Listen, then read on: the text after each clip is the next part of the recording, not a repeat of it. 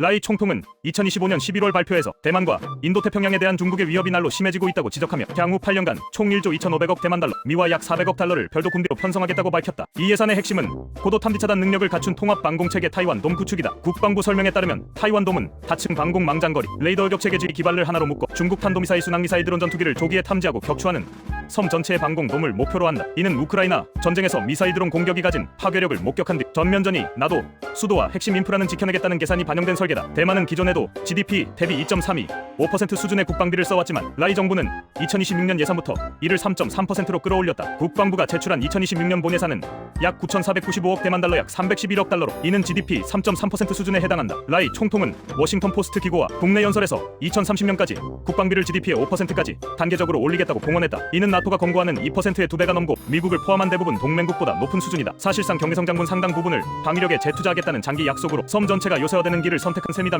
국무부는 라이 정부의 발표 직후 대만의 새로운 400억 달러 특별 방위 예산을 환영한다며 대만이 직면한 위협 수준에 맞는 필수 방위 역량을 확보하는 조치라고 평가했다. 대만관계법에 따라 미국은 대만이 자위 능력을 유지하도록 필요한 방위 물자 서비스를 제공할 법적 의무를 지고 있어 이번 증액은 미 의회와 행정부가 오랫동안 요구해 온 방향과도 일치한다. 미 국무부 대변인은 2026년까지 GDP의 최소 3%, 2030년까지 5%로 국방비를 높이겠다는 라이 행정부의 약속은 대만이 스스로의 방어 능력을 강화할 의지가 있음을 보여준다고 강조했다. 미국 입장에서는 우크라이나 지원에 피로감이 쌓인 상황에서 대만이 먼저 피를 섞어가며 같이 버티겠다는 의지를 예산으로 증명한 셈이다. 웰링턴 쿠 국방부 장관은 400억 달러 특별 예산이 상한액이라고 설명하며 이 돈이 정밀 타격 미사일 드론 체계 미국과의 공동 개발 장비에 투입될 것이라고 밝혔다. 대만은 이미 국산 퉁퐁둥퐁슝퐁슝퐁-2 순항미사일 등 중장거리 정밀 타격 수단을 개발해왔으며 이번 예산으로 사거리 정확도 발사 플랫폼을 대폭 확충할 계획이다. 또한 최근 공개된 추가 계획에 따르면 대만은 약 20만 대의 각종 드론과 천여 척의 무인 수상정 USV를 확보해 해협과 해안에 무인 전력을 촘촘히 배치하겠다는 방침이다. 여기에는 우크라이나에서 실전 운용된 것과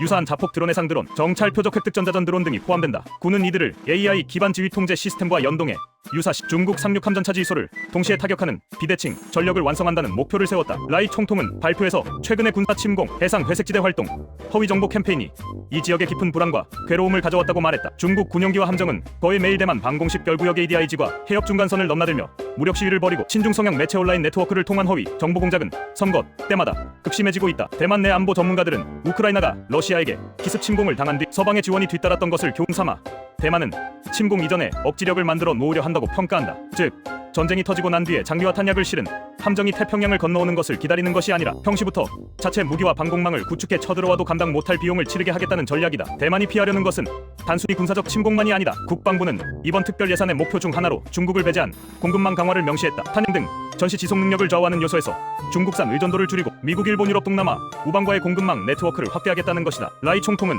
중국이 우리의 단결을 약화시키려는 심리전을 강화하고 있다고 지적하며 선거국 병일 대규모 집회 등 주요 행사 때 중국의 영향력 공작을 감시 차단하기 위한 예산도 별도로 편성하겠다고 밝혔다. 이는 중국산 SNS 언론 자본을 통한 정보전 선거 개입을 보이지 않는 침공으로 보고 이를 방어하는 것도 국방의 일부로 간주하겠다는 의미다. 라이 총통은 발표에서 제1도련선 중 가장 중요하고 핵심적인 지역인 대만은 우리의 결의를 보여주고 자주 방위에 더 큰 책임을 져야 한다고 강조했다. 제1도련선은 일본 오키나와 대만 필리핀을 잇는 해양 방어선으로 미국 일본은 이 선이 뚫리면 태평양에서 중국 해군을 막기 어려워진다고 보고 있다. 이 말은 곧 대만이 단지 자기만을 위해 싸우는 것이 아니라 일본, 필리핀, 미국까지 연결된 전선의 최전방이라는 인식을 드러낸다. 그래서 라이 정부는 GDP 5%라는 막대한 군비를 감수하면서까지 중국과의 전면전을 억제하는 군사력을 구축하려는 것이다. 물론 이런 군비 증가는 대만 사회복지교육 인프라 예산을 압박하고 노동계 진보 진영에서는 민생을 희생한 군사화라는 비판도 나오지만 우크라이나의 사례를 목격한 뒤 다수 여론은 적어도 아무 준비 없이 당하는 일만은 막아야 한다는 쪽에 무게를 두는 분위기다. 결국 대만이 60조 원에 가까운 돈을 추가로 쏟아붓는 이유는 중국이 두려워서가 아니라 우크라이나처럼 준비 안 된 상태에서 침공을 당해 외부 지원에만 의존하는